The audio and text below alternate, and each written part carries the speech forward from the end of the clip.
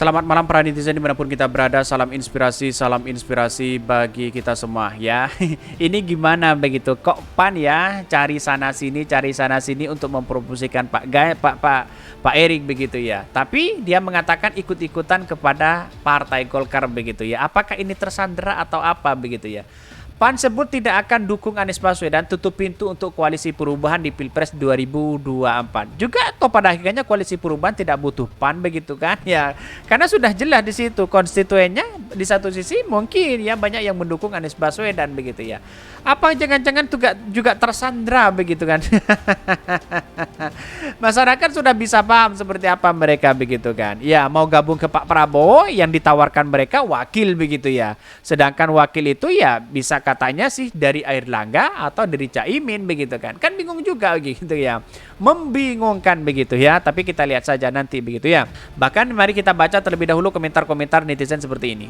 Ini komentar-komentar dari netizen. PAN sebut tidak akan dukung Anies ya, tutup pintu untuk koalisi perubahan di Pilpres 2024. Koalisi perubahan juga tidak membutuhkan PAN begitu kan, suaranya kan kecil begitu ya. Bahkan di satu sisi yang ngajak lo siapa juga ya, ini juga tamparan keras di situ begitu kan. Bahkan ingat apa yang disampaikan Pak Budi Arya Projo, ada beberapa kata yang menarik. Harus hati-hati, semuanya punya masalah, kalah masuk penjara. Siapa mereka begitu? Masyarakat bisa menilai begitu ya. Tak usahlah, biar kami saja yang ingin perubahan, insya Allah ya. Ini perlu dicatat ya, nanti ketika insya Allah Anies menang, partai ini akan menjilat duluan untuk masuk di kabinet. Itu selalu terjadi di setiap habis pemilu. Jagoannya kalah dari ya polling dulu ya. Paling dulu, PAN pemain tikungan. Kita lihat saja begitu. Apakah cari aman atau posisi aman begitu? Atau cari keuntungan begitu ya? Kita lihat saja ya, PAN ini akan berlabuh kemana begitu. Masih nunggu Erick Thohir yang mau disodorkan untuk menjadi wakil. Pokoknya Erick Thohir itu menjadi wakil ya, yang disodorkan oleh PAN begitu. Bahkan begitu ke PDIP menyodorkan itu begitu. Kalau tidak dia akan tidak mungkin mendeklarasikan begitu. Ya, sama dengan pertemuan PDIP tiba-tiba ingin mendeklarasikan di situ begitu seolah-olah Erick Thohir menjadi wakil begitu yang disodorkan, tahu-taunya ya PAN begitu ditolak begitu di situ begitu. Dan pada akhirnya nggak jadi nih begitu ya. Karena wakil itu tergantung dari ya ketua partai begitu ya. Ya, tentu ketua umum partai di situ jelas punya hitungan-hitungan sendiri begitu kan, Ibu Megawati begitu ya.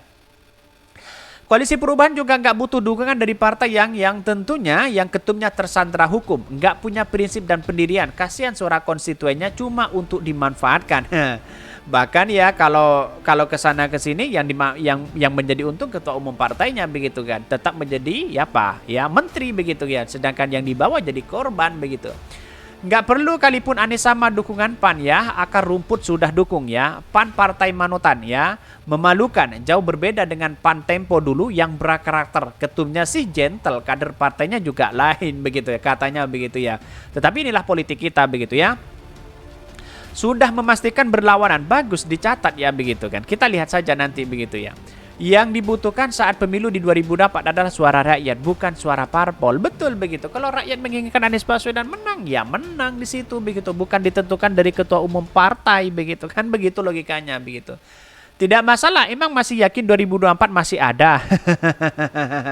Ya bisa saja kalau tidak lolos parlemen gimana begitu. Kacau begitu ya, dan bahkan terburuk begitu kan. PAN kan seharusnya lolos di situ begitu.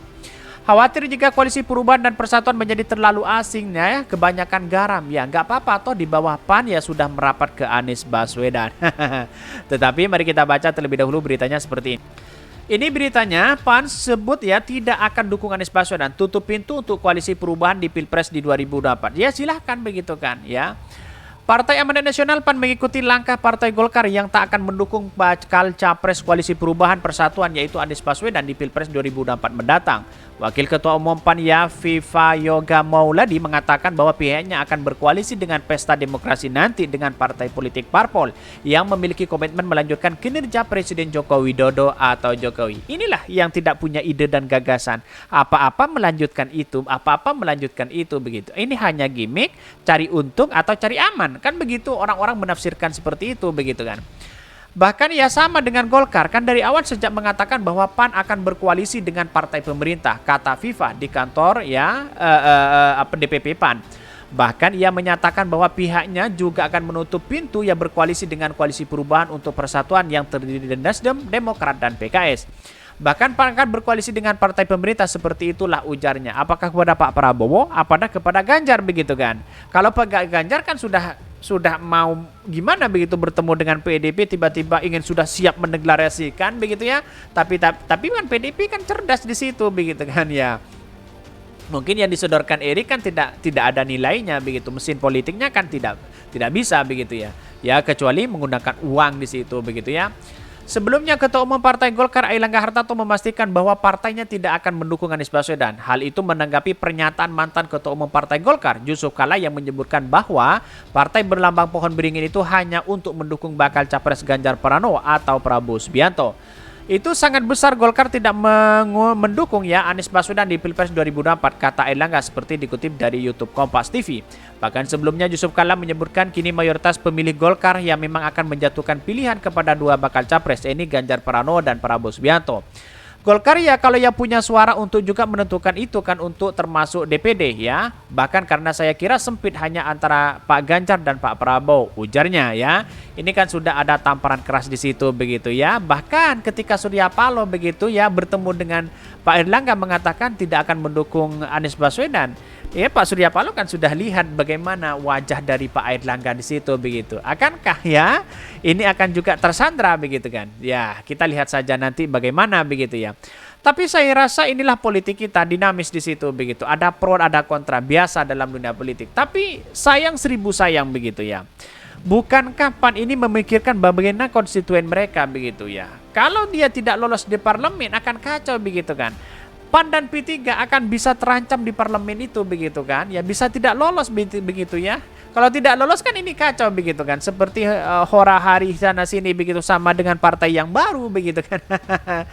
Jadi artinya apa? Artinya selama ini kalau kita melihat bagi kami adalah bahwa ya sebelumnya kan kalau yang disodorkan tidak mungkin lah Erick Thohir itu berpasangan dengan Anies Baswedan. Saya kira tidak mungkin begitu ya. Kecuali dengan Pak Prabowo. Kalau dengan Pak Prabowo dibandingkan dengan Caimin begitu, mending ya Caimin aja menjadi wakil dari Pak Prabowo dibandingkan dengan Erick Thohir begitu ya. Kenapa? Caimin punya ketua umum partai begitu ya. Bisa mesin politiknya sangat santer begitu ya.